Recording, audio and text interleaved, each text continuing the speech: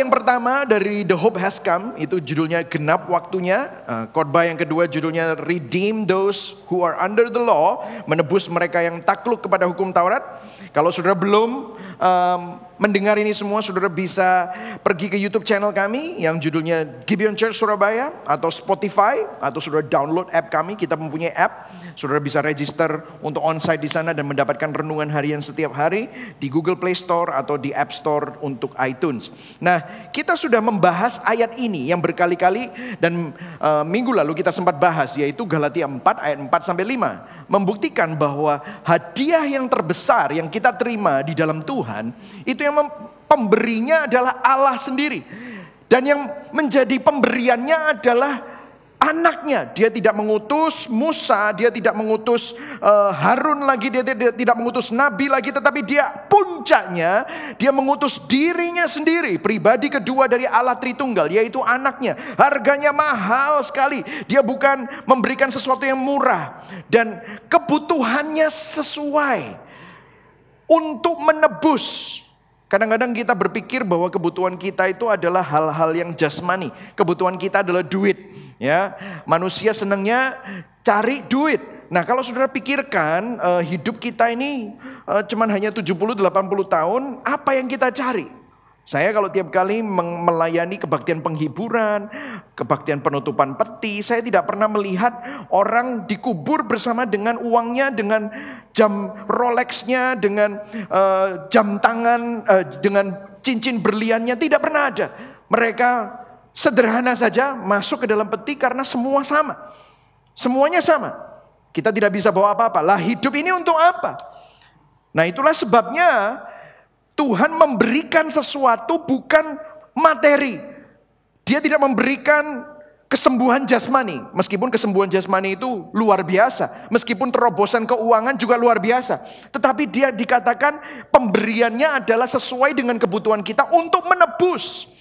Kalau untuk supaya saudara kaya, maka Tuhan akan mengirimkan seorang businessman. Tuhan akan mengirimkan seorang banker. Tetapi untuk menebus, dia mengirimkan dirinya sendiri. Untuk mati di atas kayu salib, supaya saudara dan saya yang punya problem yang tidak ada solusinya, dapat mendapatkan solusi. Apa problem kita yang gak ada solusinya? Dosa.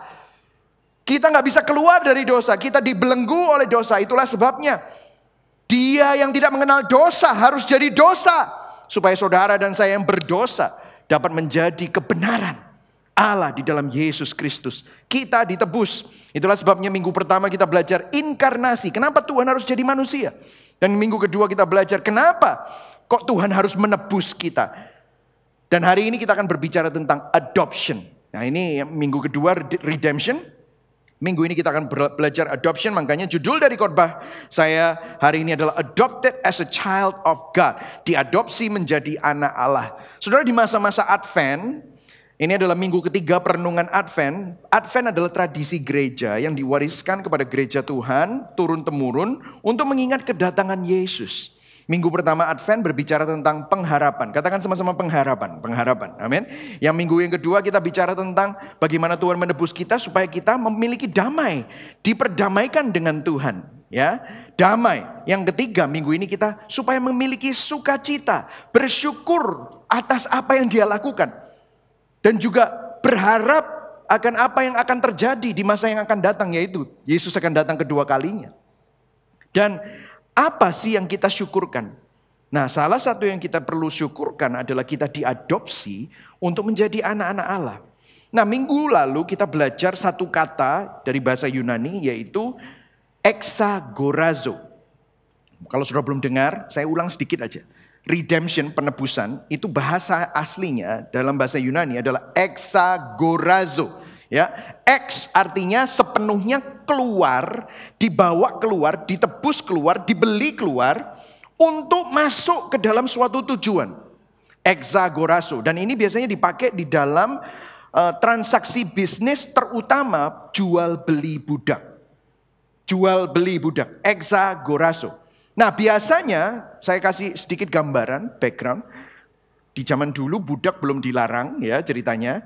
Alkitab sebenarnya menentang perbudakan, tetapi pada saat itu Rasul Paulus menggunakan kata-kata ini untuk menggambarkan sesuatu. Nah saudara, kalau saudara pergi ke pasar budak, biasanya yang dipajang itu adalah budak-budak yang kuat dan gede dan sehat dan muda. Biasanya yang dipajang seperti itu. Kenapa? Orang cari budak untuk jadi pekerja. Makanya kalau besar, kuat, muda, sehat, dibeli pasti. Harganya mahal. Kenapa? Mereka berpikir ini masih punya umur 10 tahun, 20 tahun untuk kerja buat aku. Nah ini yang terjadi. Nah tetapi itulah yang namanya exagorazo. Dibeli, ditebus supaya dia jadi budak lagi. Tetapi exagorazo yang Rasul Paulus katakan di sini bukan berbicara tentang budak yang sehat. Tetapi kita semua adalah keadaannya adalah sakit, keadaannya mati, keadaannya tidak berdaya, keadaannya rusak, keadaannya benar-benar tidak layak untuk diperjualbelikan. Dan keadaan kita memang dalam keadaan yang bobrok, rusak. Tetapi puji Tuhan, firman Tuhan berkata bahwa Tuhan tetap mencari kita dan membeli kita meskipun dalam keadaan yang rusak. Dan bayangkan saudara, kalau misalnya saudara bayangkan pasar budak itu semuanya budaknya besar-besar. Misalnya Tuhan malah gak cari yang sehat. Makanya Yesus bilang apa? Tabib itu datang bukan untuk orang sehat tetapi untuk orang sakit. Aku datang bukan untuk orang benar tetapi orang berdosa. Itulah Tuhan. Jadi kalau saudara lihat kita itu mungkin di pojok, di belakang, disembunyikan oleh makelar budaknya. Kita sudah dalam keadaan yang tidak berdaya, sakit dan tidak mempunyai kekuatan lagi. Tetapi justru Tuhan, aku mau beli dia. Harganya mahal loh. Tidak apa-apa, tak bayar. Nah of course you know. Saudara tahu harganya adalah dirinya sendiri. Dia harus mati. Kemudian bukan cuma hanya kita diangkat, disembuhkan, diutuhkan. Nah ini, biasanya orang diangkat, disembuhkan, diutuhkan untuk jadi budak lagi. Tetapi lihat firman Tuhan bilang apa? Galatia 4 ayat 5, kita baca sama-sama. 1, 2, 3. Ia diutus untuk apa saudara semua? Untuk menebus mereka yang takluk kepada hukum Taurat. Supaya, ayo sama-sama baca yang keras.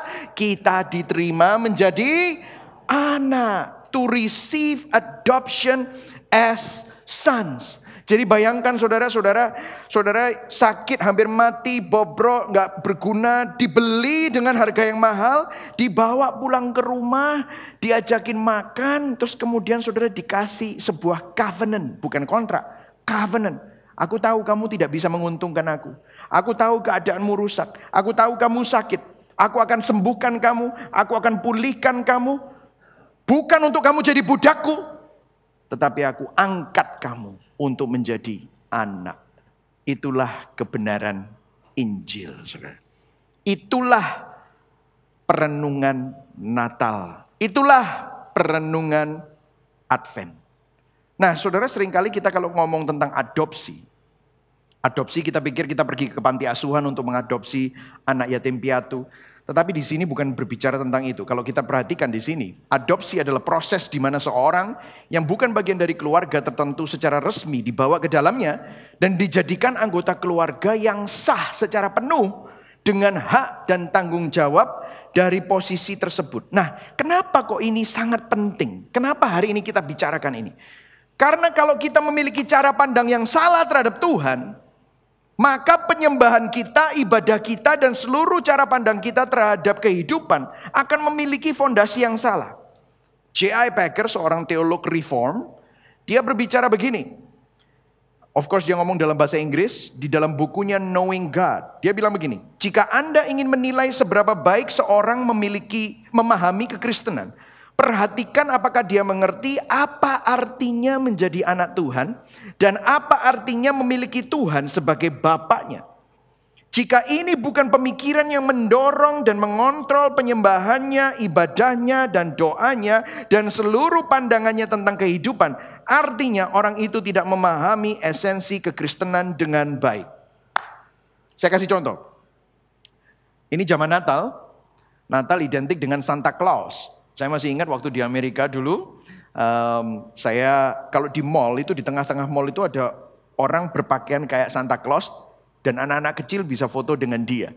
Saya masih ingat saya pernah ngajak anak-anak saya untuk foto dengan Santa Claus. Of course Jane waktu itu masih bayi, waktu digendong sama orang gendut satu, pakai jenggot, pakai merah gitu, pakai topi gitu ya, pakai kacamata. Ho ho ho ho ho, ya nangis Jane. Wah gitu ya. Ada Jonathan sama Jed gitu ya, nangis ya mereka semua. Cuman saya masih ingat, Santa Claus nanyanya selalu apa? Have you been a good kid? Have you been a good boy? Have you been a good girl? Kamu itu anak baik, anak manis, ya. Have you been a good boy? Semuanya langsung bilang, yeah. Terus dia bilang, if you're not a good boy or you're not a good kid, kamu nggak akan dapat hadiah. Betul ya saudara ya? Itu Santa Claus. Nah kalau cara kita melihat Tuhan seperti itu, guess what? Kita berpikir we have to be a good boy first, good kid first. Kita akan berperforma dahulu, baru nanti Tuhan akan kabulkan doa saya. Baru nanti Tuhan akan berkenan terhadap ibadah saya. Baru nanti aku diberkati, baru aku bisa diselamatkan. Dan kalau aku bisa diselamatkan, artinya karena aku orang baik. Problem ini saudara. Nangkep ya saudara?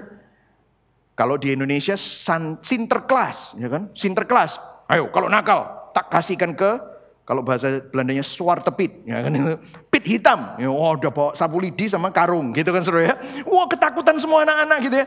Coba bayangkan kalau saudara melihat Tuhan dengan cara pandang Sinterklaas dan pit hitam.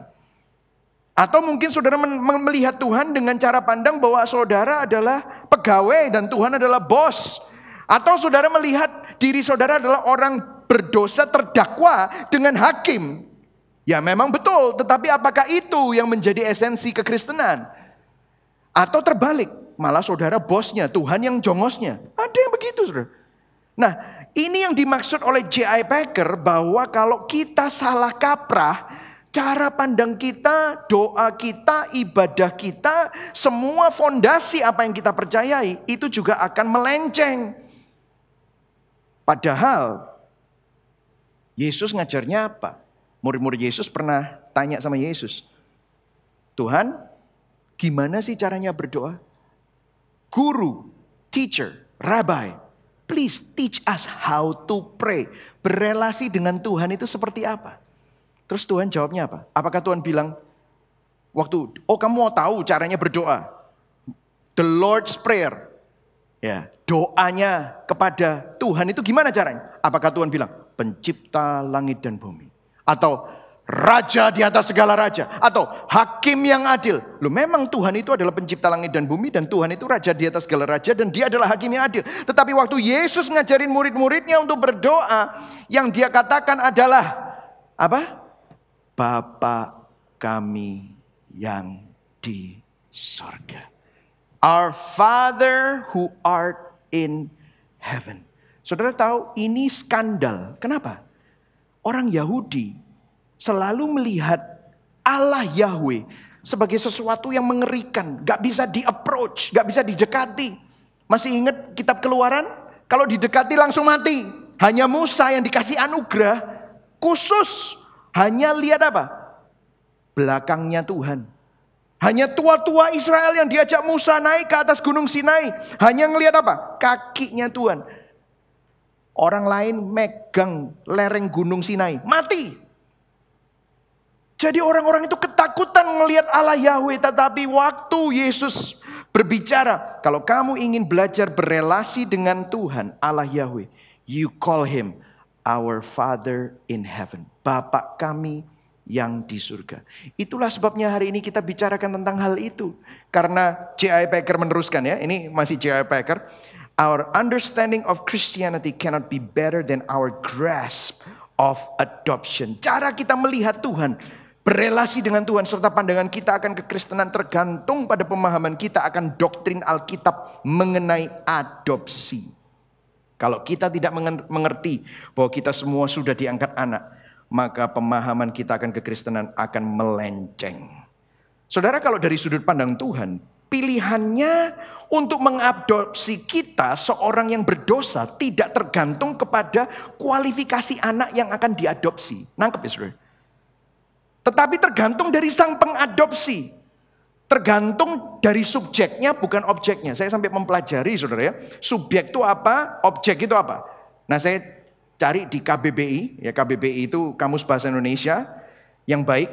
Subjek adalah seseorang yang melakukan suatu aktivitas, sementara objek adalah suatu benda atau individu yang dilibatkan dalam suatu aktivitas. Kata kerja yang dilakukan subjek terhadap objek disebut predikat. Subjeknya siapa? Tuhan. Objeknya siapa? Kita. Dan Tuhan tidak melihat apakah kita memiliki kualifikasi untuk diadopsi. Tetapi Tuhan mengadopsi karena itu inisiatifnya. Dan dia melakukan itu mengadopsi kita sebagai untuk diangkat menjadi anak. Sehingga saudara dan saya adalah anak-anak Allah. Yang setuju katakan amin. Bukankah ini merupakan kabar baik? Amin saudara. Apakah kita menjalani kehidupan kekristenan kita di dalam pemahaman bahwa Tuhan adalah Bapa kita? Saudara, banyak orang depresi akhir-akhir ini. Banyak orang stres akhir-akhir ini. Apakah saudara dipenuhi dengan kepahitan, dendam, kemarahan? Apakah kamu merasa rendah diri, minder? Atau kamu terikat oleh mamon? Think about it. Bagaimana caramu melihat kehidupan? Karena begini saudara. Kalau saudara masih mengalami emosi-emosi tersebut, jangan-jangan kita tidak melihat Tuhan sebagai Bapa dan kita ini sebagai anak. Tetapi kita melihat Tuhan mungkin dari pandangan seorang budak, seorang pegawai.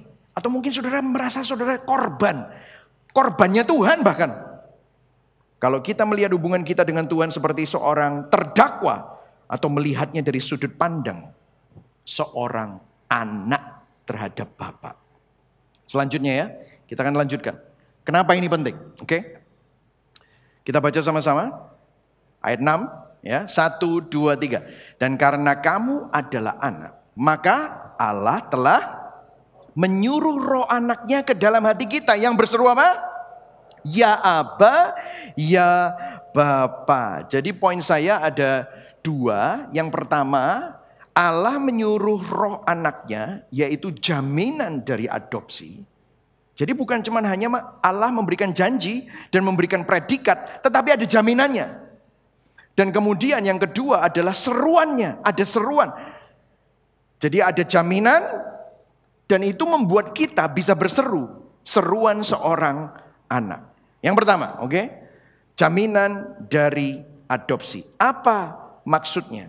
Nah saudara, kalau saudara perhatikan di 2 Korintus 5 ayat 17 berkata apa? Barang siapa yang ada di dalam Kristus, dia adalah ciptaan yang baru. Yang lama sudah berlalu, yang baru sudah datang. Kalau saudara perhatikan, kita semua di luar Kristus, kita ini mati rohani. Seperti tadi budak itu, kita itu hancur dah, bobrok total. Kejahatan manusia itu membelenggu kita, sehingga kalau kita dikasih kehendak bebas kita selalu memilih kepada dosa. Itulah keadaan kita. Tetapi puji Tuhan, karena begitu besar kasih Allah akan dunia ini, Dia mengaruniakan anaknya yang tunggal, supaya barang siapa yang percaya kepadanya tidak binasa, melainkan beroleh hidup yang kekal. Gimana kita bisa percaya kepada Tuhan? Waktu kita mendengar Injil, Roh Kudus bekerja dalam hati kita, dan kita bisa tergugah. Aduh, aku ini orang berdosa ya. Saya masih ingat saudara, waktu saya masih SMA, umur 16 tahun, saya ikutan jambore pelajar. Dan saya grew up di gereja. Dari kecil sudah ikutan Sunday school. Dari kecil saya ikutan sekolah minggu. Dan saya dikelilingi dengan hamba-hamba Tuhan. Papa mama saya hamba Tuhan. Meskipun papa saya seorang dokter, saya selalu grew up di gereja. Tetapi saya nakalnya setengah mati. Saudara bisa tanya sama mama saya, ya, mama saya pasti mendengarkan saat ini lewat online ya saudara. Dia malu banget. Kenapa? Karena ini ibu gembala, istri pendeta, istrinya dokter, tiap kali dipanggil ke sekolah karena anaknya ini nakal sekali. Dan kalau saya pulang ke rumah, disuruh berdoa, doa makan, saya ini ngitung saudara. Pura-pura doa, tapi ngitung 1, 2, 3, 4. Saya bilang ini semua nggak percaya lah. Tapi saya tahu agama saya 9. Kalau kan saya sekolah di Kristen, sekolah di Petra, saudara. Ya, agama saya 9, PMP saya 9, tapi diskors, pokoknya dipanggil terus sama guru dan yang lain-lain dan berantem di sekolah. Nah, ini semua tidak mengubah hati saya karena hati saya penuh dengan dosa.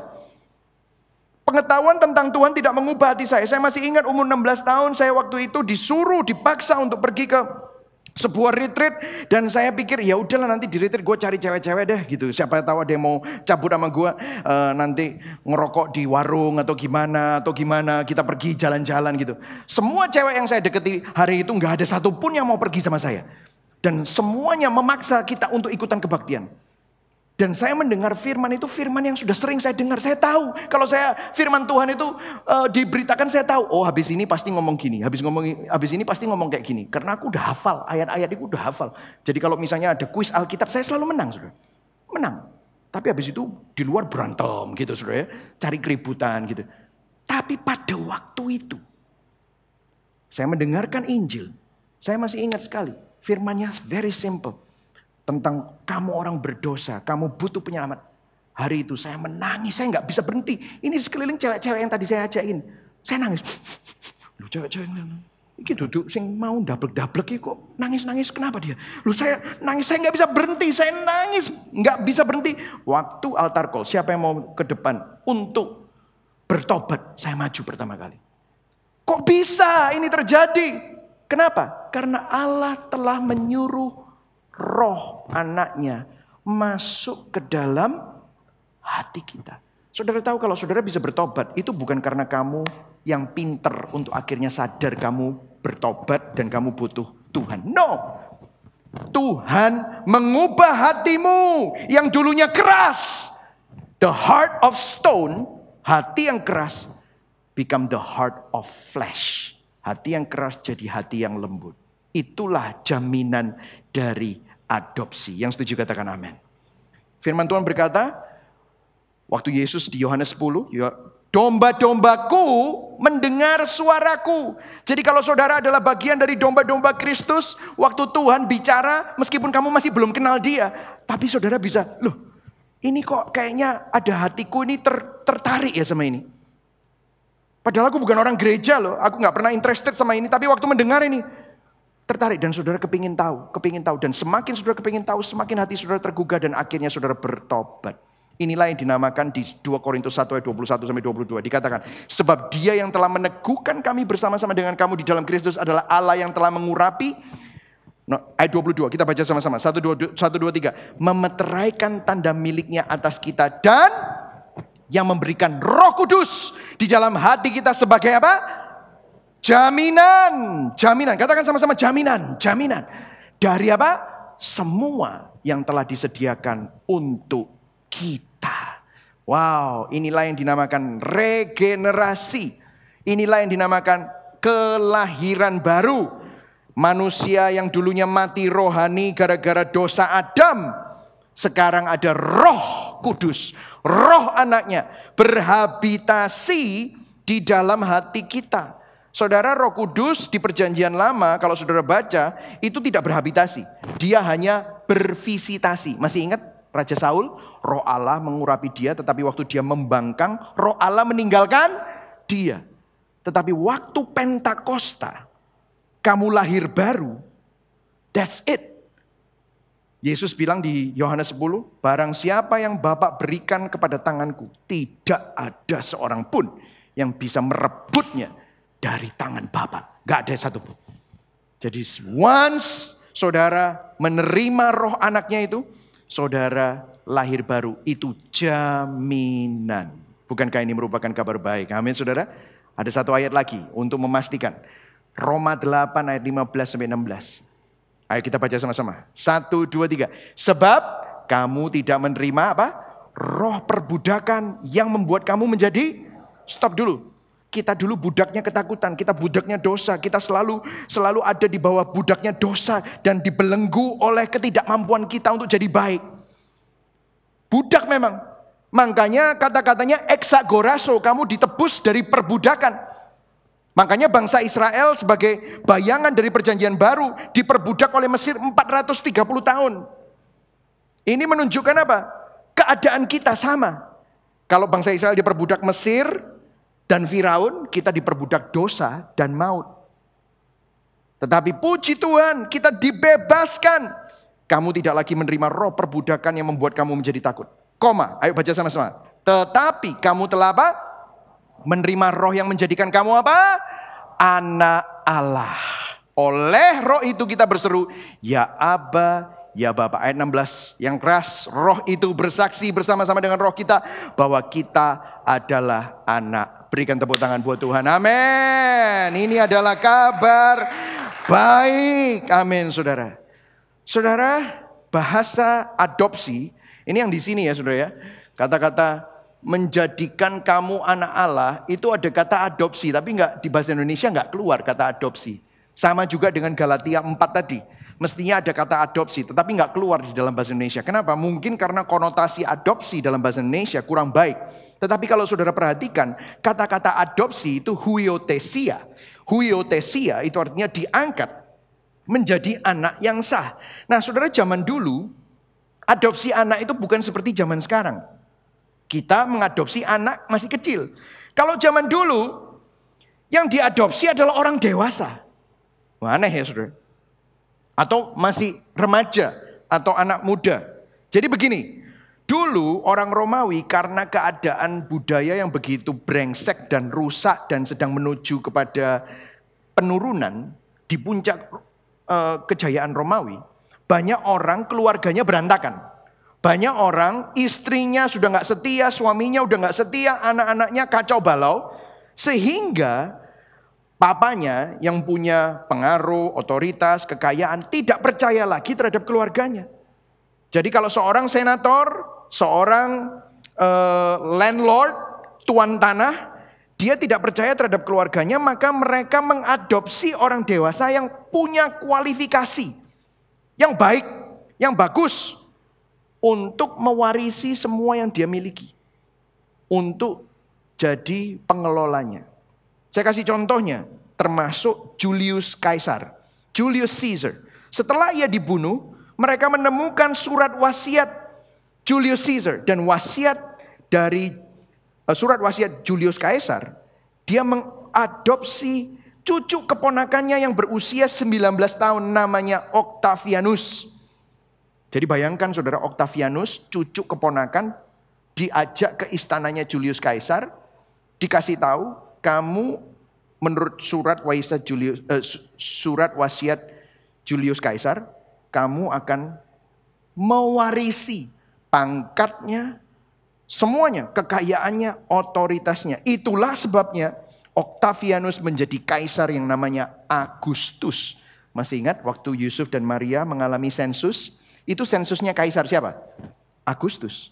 Nah dialah cucu keponakan Julius Caesar. Itu gara-gara apa? Adopsi. Huiothesia. Diangkat menjadi anak yang sah. Kenapa ini penting? Apa artinya bagi kita? Lah, kalau orang Romawi cari orang yang berkualifikasi tinggi.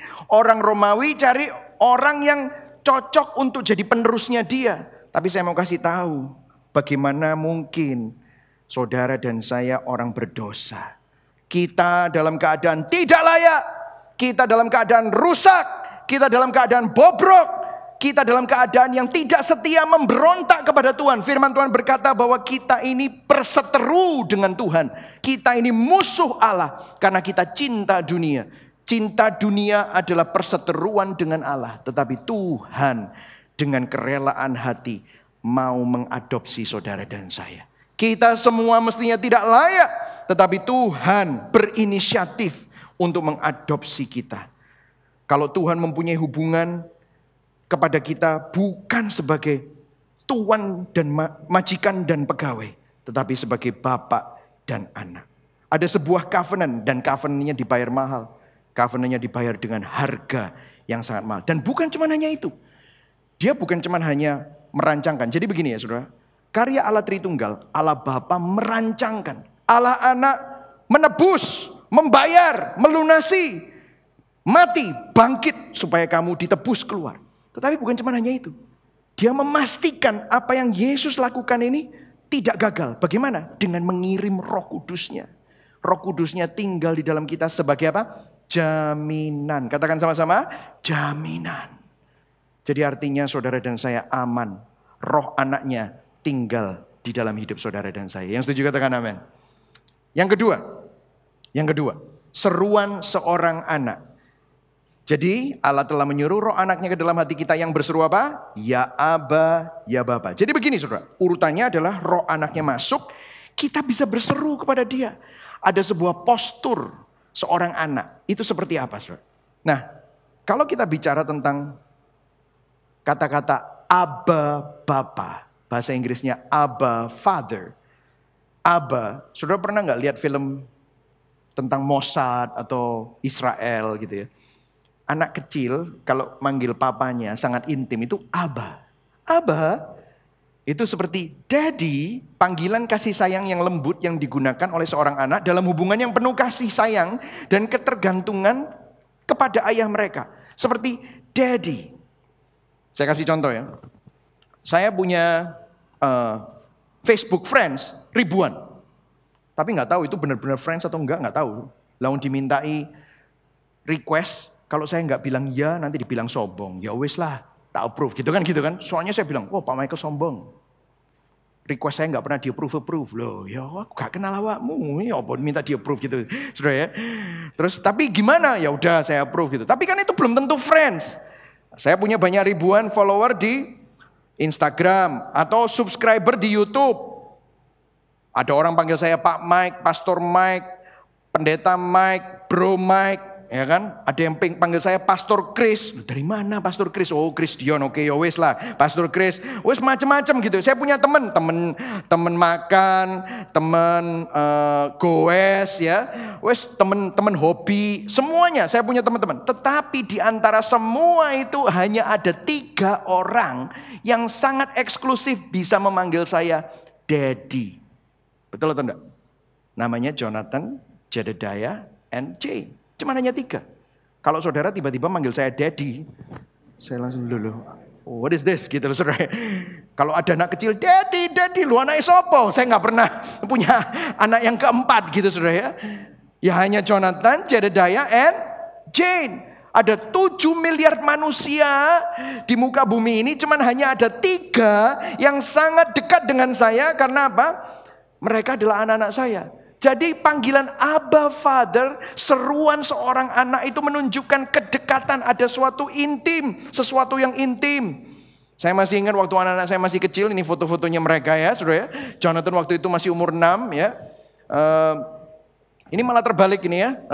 Anak saya yang ini, yang perempuan ini waktu itu umur 3. Mereka nggak pernah itu manggil saya dengan sesuatu yang normal. Bapakku Baginda Michael Christian, bolehkah aku makan siang dan kita akan pergi bersama-sama ke mall dan izinkan aku membeli sepatu. Nggak pernah dia ngomong gitu. Dad, I'm hungry. Can we go? Yeah, let's go. But I cannot go. Well, I'm hungry. Saya lapar. Ya udah, tak kasih kredit cardku. Anak-anak saya tahu PIN saya. Anak-anak saya tahu kredit card saya. Loh kok bisa? Intim. Gak pernah mikir. Kenapa? Karena mereka anak-anak saya. Halo? Nangkap saudara? Hubungan kita dengan Tuhan seringkali kita berpikir bahwa dia adalah Tuhan yang selalu marah sama kita karena kita ini berdosa dan kita ini kurang. Dan ini semua tergantung sama transaksi. Kalau kamu rajin ke gereja, kalau kamu rajin perpuluhan, kalau kamu rajin melayani, baru nanti aku akan berkati kamu. Seakan-akan Tuhan itu adalah seorang inspektor, inspeksi kehidupanmu. Oh ada dosa, jeder, kasih petir malaikat. Jeder, kasih cambuk malaikat. Bukan begitu saudara. Tetapi Tuhan sama kita, Yesus bilang, our Father in heaven. Gak pernah itu anak saya itu formal sekali dengan saya, no. Karena mereka punya akses kepada saya. Kenapa? Karena mereka anak saya. Dan bukan hanya itu. Selain kedekatan, ada ketergantungan. Anak-anak saya bukan hanya dekat dengan saya, tetapi ada suatu ketergantungan. Saya masih ingat waktu kita pertama kali memutuskan untuk pulang ke Indonesia tahun 2012. Langsung pertama kali yang saya pikirkan apa? Sekolahnya anak-anak saya. Waktu tahun 2013 kita visit Indonesia lagi, istri saya bawa anak saya 7 sekolah, saudara. Anak saya dibawa semua supaya bisa melihat. Kita libatkan proses anak-anak saya itu di proses perpindahan dari Amerika ke Indonesia. Mereka ngeliat, kita rapat keluarga, kita bicarakan. Anak-anak saya kalau bukan hanya mau sekolah di mana, les apa, makan apa. Kalau sakit diantarkan ke dokter, perlu ikutan berenang, perlu ikutan basket. Ini yang mikirin semua papanya. Halo? Of course kalau dia melakukan sesuatu, pernah nggak papanya bilang tidak kepada permintaan anaknya dan tidak mengabulkan permintaan anaknya? Ya of course, karena apa? Saya tahu yang terbaik untuk anak saya. Kalau jam 10 malam tiba-tiba dia bilang, Dad, can I have ice cream? Jam 10 malam mau makan es krim, gendeng ya kon. Ya kan? Ya enggak, saya nggak bilang gitu lah, ya nggak gendeng. Ini 10 o'clock, nanti kamu sugar rush. Tahu saudara sugar rush? Wah, gulanya kebanyakan itu bisa nggak tidur-tidur nanti. Saya bilang, no. Ini 10 o'clock. Oh ya, oke. Kalau dia dibilang tidak boleh, dia juga percaya. Kenapa? Ada ketergantungan, ada kedekatan. Mereka percaya kalau papanya pasti akan memberikan sesuatu yang terbaik untuk dia. Halo?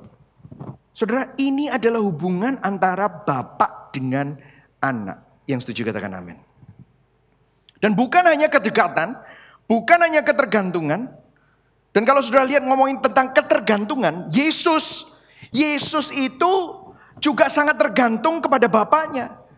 Saya masih ingat waktu kita baca Markus 14 ayat 32 sampai 33. Biasanya ayat ini hanya dibaca pada waktu Paskah. Kalau kita baca, sampailah Yesus dan murid-muridnya ke suatu tempat yang bernama apa, saudara? Getsemani. Kata Yesus kepada murid-muridnya, duduklah di sini sementara aku berdoa. Dan ia membawa Petrus, Yakobus, dan Yohanes sertanya. Dan apa saudara katanya? Ia apa? Sangat takut dan gentar. Ini dari minggu lalu ya saudara ya. Minggu lalu kan kita belajar tentang redemption. Dan minggu sebelumnya kita belajar tentang genap waktunya. Kenapa kok Tuhan itu harus merasa takut dan gentar saudara? Tuhan jadi manusia, dia merasakan takut yang saudara rasakan. Dia merasakan lapar yang saudara rasakan. Dia pernah merasakan tidak punya rumah seperti saudara yang mungkin saat ini mungkin kesusahan untuk mempertahankan rumahmu karena rumahmu mungkin mau disita. Atau mungkin saudara diusir dari rumah. Ia sangat takut dan gentar di sini bukan hanya sangat takut dan gentar tentang hal yang jasmani. Karena sebentar lagi dia akan masuk ke dalam Via Dolorosa dan masuk ke dalam salib. Di mana dia akan berpisah dengan Allah Bapa dan Allah Roh Kudus yang selama ini selalu bersama-sama. Dia tahu dia tidak pernah kenal dosa, harus mengalami dosa. Dia adalah Tuhan yang adil, harus rela untuk mengalami ketidakadilan. Karena dia gak berdosa tetapi difitnah untuk jadi berdosa. Dia yang tidak pernah menjahati orang, harus rela untuk dijahati. Makanya waktu dia dipukul, diludahi, dicambuki, dikasih mahkota duri, dia cuma berdoa, ampunilah mereka karena mereka tidak tahu apa yang mereka lakukan.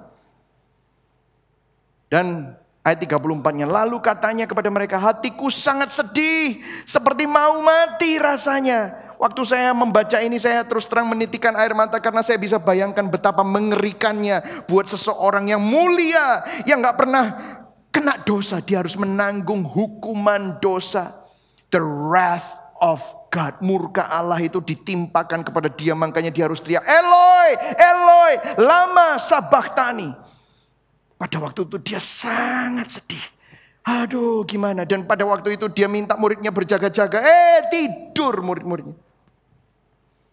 Dan dia tahu yang akan menjual dia, dijual dengan harga 30 keping perak. Harganya seorang budak. Itu loh Yesus. Dia yang paling mulia harus dijual dengan harga seorang budak. Untuk membebaskan kita yang memang benar-benar budak dosa. Dan pada waktu itu dia ngerasa, aduh sakit. Sudah tahu apa yang keluar dari mulutnya? Yang keluar dari mulutnya, katanya, coba baca sama-sama yang kuning. Ya Aba, ya Bapa, tidak ada yang mustahil bagimu. Ambillah cawan ini daripadaku, yaitu cawan kesengsaraan yang akan dia alami. Tetapi janganlah apa yang aku kehendaki, melainkan apa yang engkau kehendaki. Ada suatu ketergantungan. Pada waktu dia sedih, dia takut, dia gentar, rasanya mau mati. Yang keluar dari mulutnya adalah Papa, Abba, Daddy. Tuhan, aku tergantung sama engkau, aku butuh engkau. Saudara, saya mau tanya sama saudara. Ketika kita berhadapan dengan pencobaan, penderitaan, kesulitan, seruan apa yang keluar dari mulut kita? Betul nggak? Apakah saudara, kalau saudara mempunyai hubungan seperti anak dan bapak, maka saudara nggak akan segan-segan untuk datang kepada bapak. Saudara nggak akan segan-segan untuk bersandar. Tapi seringkali kalau mau jujur, termasuk saya, kita suka bersungut-sungut. Kita suka menyalahkan, bahkan menyalahkan Tuhan. Kita suka protes, kita suka komplain. Kita suka membandingkan, kita suka marah terhadap apa yang seakan-akan, Tuhan kenapa kau izinkan ini semua terjadi pada diriku? Kenapa kau biarkan aku untuk mengalami semua kesusahan ini? Seakan-akan Tuhan utang sama kita. Saudara, mestinya yang utang sama Tuhan itu kita, bukan Tuhan yang utang sama kita. Tetapi waktu kita sadar bahwa kita ini adalah anak, kita bisa datang, ya Bapa. Yang ketiga, ada suatu keyakinan, confidence. Ada suatu keyakinan bahwa Tuhan itu bersama dengan kita. Mungkin sudah bertanya, Pastor, ya saya ngerti lah, kita ini anak, Tuhan di surga itu Bapak kita. Tapi gimana, saya punya papa yang brengsek. Papaku meninggalkan aku pada waktu aku masih kecil. Papaku abuse, bahkan papaku melecehkan aku. Makanya aku gak ngerti itu apa artinya Bapak di surga. Well, saya ngerti apa yang saudara rasakan. Tapi saya mau mengingatkan. Firman Tuhan berkata di Mazmur 68 ayat 6-7. Allah adalah Bapa bagi anak yatim dan pelindung bagi para janda. Itulah Allah di kediamannya yang kudus. Allah memberi tempat tinggal kepada apa? Orang-orang sebatang kara. Ia mengeluarkan orang-orang tahanan. Kalau saudara merasa bahwa saudara seakan-akan sendirian, saudara gak ada yang mengerti, dan saudara bahkan orang tuamu membuang engkau, Tuhan tidak pernah membuang engkau. Buktinya dia rela bayar harganya. Dia tunjukkan bahwa dia mengasihi engkau. Bahkan pada waktu kamu masih berdosa, waktu hargamu masih gak sebanding dengan apa yang dia korbankan, dia menjadi Tuhan dan memberi tempat tinggal kepada orang-orang sebatang kara. Yang setuju katakan amin. Ini adalah kabar baik, saudara. Hari ini kalau engkau melihat papamu gak sempurna, engkau punya Bapa di surga yang sempurna, yang mengasihi engkau dan memberikan roh anaknya di dalam hidupmu, sehingga engkau bisa bilang Bapa di surga. Yang setuju katakan amin. Yang ketiga, yang terakhir, kita bukan hanya dekat, kita bukan hanya bisa bergantung kepada dia, tetapi kita bisa punya keyakinan. Keyakinan yang kokoh. Firman Tuhan berkata di ayat yang kelima ini, by the way hari ini kita cuma hanya satu ayat membahasnya. Dikatakan berseru. Kata-kata berseru di sini adalah krazo. Berseru atau berteriak dengan suatu tujuan khusus untuk memanggil dengan suatu keyakinan bahwa yang dipanggil pasti respon. Yang dipanggil pasti dengar. Ini krazo. Jadi saudara, kalau saudara lihat, kalau anak saya memanggil saya, Daddy. Saudara tahu? Enggak tahu berapa kali Jedediah sama Jane itu berantem di rumah. Terus tiba-tiba yang kecil, of course yang kecil, dia teriak Daddy gitu kan. Suaranya masih kecil gitu. Ya Daddy gitu. Saya lagi gak tahu ngerjain apa di kantor, saya bisa lompat, saya bisa keluar, saya bisa turun dari kantor saya di lantai 2 ke bawah. I'm just kidding gitu dia. Oh cuma bercanda gitu. Loh kurang ajar ini anak ya. Tetapi saya gak main. Kalau dia melakukan itu lagi, saya lakukan itu lagi. Kenapa? Karena itu anak saya. Kalau dia teriak, saya pasti akan tolong. Saudara, Tuhan kita itu bukan Tuhan yang tidak mendengar doa saudara. Tuhan kita itu bukan Tuhan yang mengabaikan doa saudara dan teriakan saudara. Dia mendengar doa saudara. Ada sebuah cerita di Matius 9 ayat 27. 2 orang buta Dua orang buta, dia dengar Yesus lewat dan dia tahu Yesus ini adalah nubuatan dari Mesias. Mereka ingat, kalau sudah baca komentari, mereka ingat bahwa nubuatan Mesias itu adalah di Yesaya 60 ayat 1-3 dikatakan bahwa Mesias itu akan datang membawa kabar baik bagi orang-orang yang dibuang, membawa kebebasan buat orang-orang yang ada dalam tahanan, membawa kesembuhan buat orang-orang sakit. Dan mereka saat itu buta, terus mereka berseru, "Krazo!" Dan dia berkata, "Kasihanilah kami, hai anak Daud." Waktu bicara hai anak Daud itu dia berkonotasi kepada seorang Mesias yang dijanjikan itu. Dan guess what? Tuhan mendengar. Tuhan bilang, "Ya, aku mau menyembuhkan kamu." Jadi dikatakan begini bahwa Krazo itu mempunyai suatu keyakinan bahwa kita mempunyai full access kepada Tuhan. Apakah memang doamu semua akan dijawab? No, tetapi kita tahu apapun itu, apapun keputusannya, seperti Yesus tadi, bukan kehendakku tetapi kehendakmu Tuhan. Karena aku tahu, aku percaya Engkau Bapakku, Kau tahu yang terbaik bagiku. Yang setuju katakan amin. Saya ingat foto ini. Saudara tahu siapa dia? President of the United States yang di-assassin tahun 60-an. JFK. Jefferson Kennedy. Kalau saudara lihat di Oval Office di Gedung Putih, orang kalau mau ketemu sama dia, protokolnya banyak. Harus banyak masuk lewatin appointment demi appointment untuk ketemu dia. Anaknya bisa dengan yakin, dengan santai main di kakinya. Saya ada satu foto lain. Dia lagi meeting dengan kabinetnya. Anaknya lagi main kereta api di bawah kakinya. Saudara, kadang-kadang kita berpikir kalau ketemu sama Tuhan, ada banyak orang bilang, "Pak, aku titip doa ya. Kenapa kok gak doa sendiri? Kan Bapak soalnya pejabat. Soalnya pastor itu. Kan pejabatnya Tuhan. Aku gak mau ngerepoti Tuhan. Gak mungkin didengar kalau aku yang doa. Kalau Bapak yang doa itu didengar." Pemikiran yang salah. Karena roh anaknya tinggal di dalam kita. Maka kita bisa bilang, "Ya Aba, ya Bapa." Tahukah saudara-saudara punya full akses. Sekali lagi Roma 8 ayat 15. Kita baca sama-sama. 1, 2, 3. Sebab kamu tidak menerima roh perbudakan yang membuat kamu menjadi takut lagi. Tetapi kamu telah menerima roh yang menjadikan kamu anak Allah. Oleh roh itu kita berseru, "Ya Aba, ya Bapa." Kita bisa berseru seperti itu karena apa? Roh Kudus. Saudara, saya punya foto satu lagi. Ini waktu saya baru punya anak yang kecil ya saudara. Waktu itu dia masih umur 3 bulan kalau nggak salah. Jane. Saya masih ingat.